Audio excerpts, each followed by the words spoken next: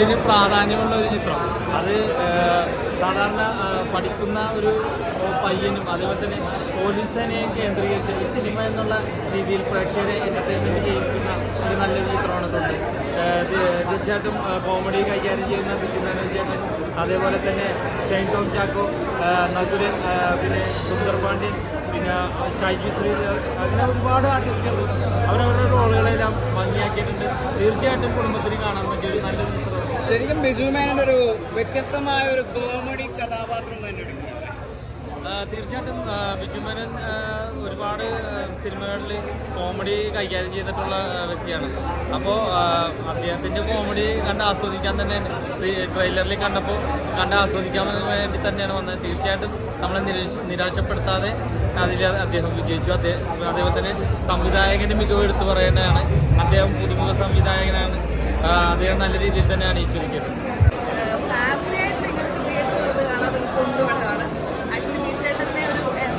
Police സ്റ്റേഷനിൽ കണ്ടുകൊണ്ടെങ്കിലും നമ്മൾക്ക് ഇതുപോലെ പേരിട്ടൊരു അതിൻ്റെ പ്രമേയം വെക്കാണ് നമ്മളെല്ലാവരും തിയേറ്ററിൽ. ശരിക്കും തുണ്ടിനേക്കാൾ പ്രാധാന്യം നൽകുന്ന കോമഡിക്കാണോ ചിത്രത്തിൽ?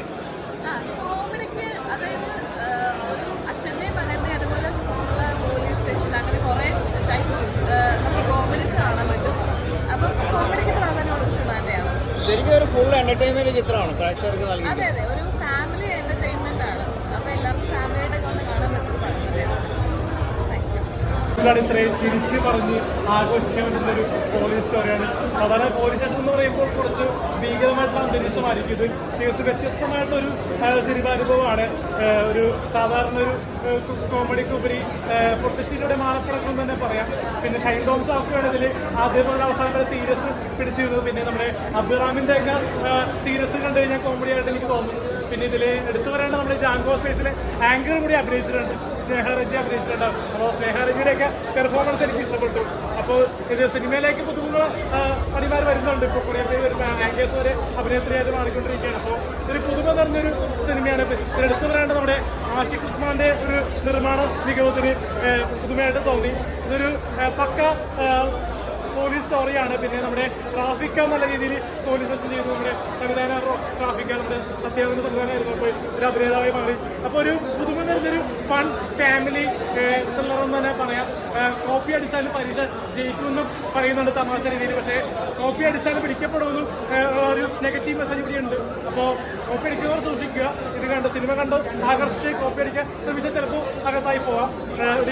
ഡീബാറായി ചെയ്ത് കോളേജിൽ പുറത്താകും. അപ്പോൾ ഒരു ഫണ്ണായിട്ട് കൂടുതൽ കാണേണ്ട ഒരു പക്ക ഫീൽ ഗുഡ് ബിജു മേനോന്റെ ഒരു ശക്തമായിട്ടുള്ളൊരു ബേബി എന്ന കഥാപാത്രം ഗംഭീരമായിട്ട് ആറാടി പൊളിച്ചടിക്കുന്നുണ്ട്. ബിജു മേനോൻ ആറാടി.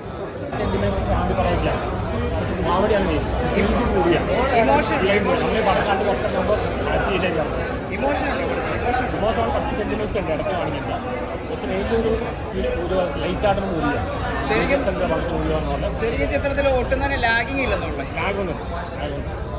നമുക്ക് റിലാക്സ് ചെയ്യാൻ പറ്റും. ഇഷ്ടപ്പെട്ടോ? എല്ലാവരും കണ്ടിട്ട് നല്ല അഭിപ്രായം. ഞങ്ങൾ ഇതുപോലെ ഇപ്പോൾ ആദ്യമായിട്ടാണ് ഒരു സിനിമയിലെ ഒരു ഡയലോഗ് ഞങ്ങൾക്ക് ഭയങ്കര എക്സൈറ്റ്മെന്റോടുകൂടി ഞങ്ങൾ കണ്ടുകൊണ്ടിരുന്നത്. എന്താണ് ചെയ്തേക്കണമെന്ന് നമുക്ക് അറിയില്ലല്ലോ.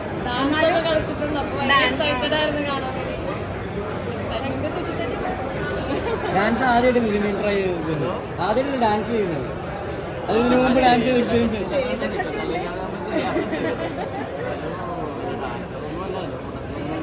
എക്സ്പീരിയൻസ് എൻജോയ് ചെയ്യുന്നൊരു ഇഷ്ടപ്പെട്ട അവസ്ഥയിലൂടെ പോവുകയാണെങ്കിൽ നമുക്ക് ചിരി സമ്മാനിക്കുന്ന കുറേ